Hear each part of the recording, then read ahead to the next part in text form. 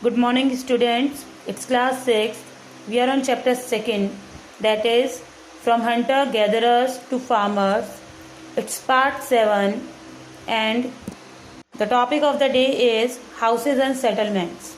So as you know that हम neurologic as के बारे में बात कर रहे हैं, तो उसमें हाउसेज में किस तरह से रहना स्टार्ट किया था वो बता रहे हैं कि जब जो ह्यूमन बींग्स थे उन्होंने फार्मिंग सीख ली, एनिमल को डोमेस्टिकेट करना सीख लिया, यानी उनका पालन करना सीख लिया, तो परमानेंट सेटलमेंट में रहने लग गए।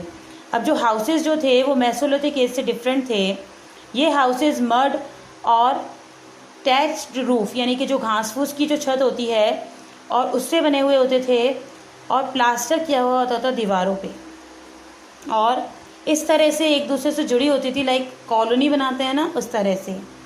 ये जो सेटलमेंट्स थे मेनली कहाँ मिले हैं? एक तो हिल्स पे मिले हैं, पहाड़ियों पे, और नदियों के किनारे या फिर तालाब वगैरह के किनारे रॉक शेल्टर्स के आसपास मिले हैं।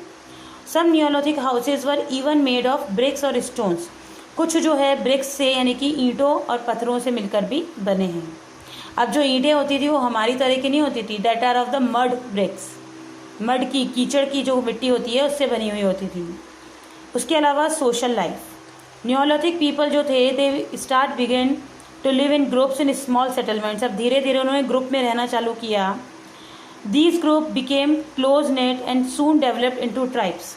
और ये जो हैं धीरे धीरे डेवलप होके ट्राइब्स में बदल गए।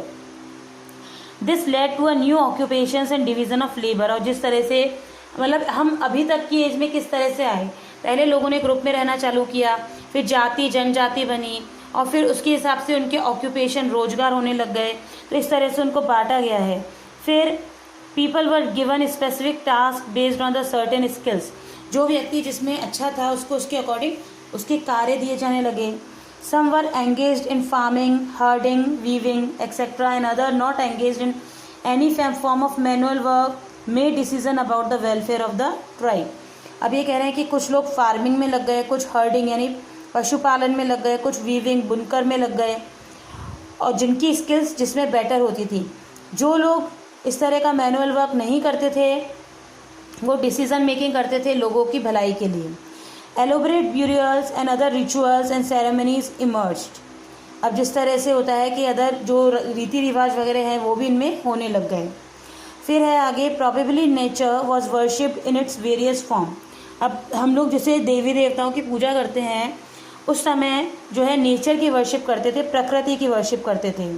Several statues and figurines of mother goddesses have been found at neolithic sites indicating the prevalence of goddess worship. Goddess worship की जाती थी, लाइक यहाँ पे दिया हुआ है एक फ़ोटो भी ग्रीस की दी हुई है ये।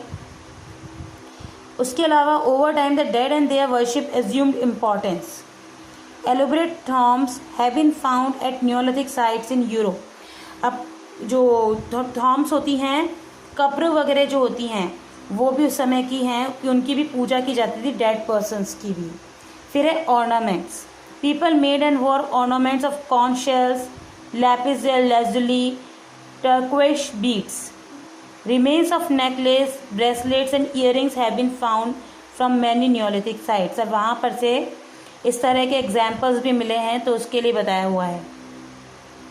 Now neurologic sites in the north west.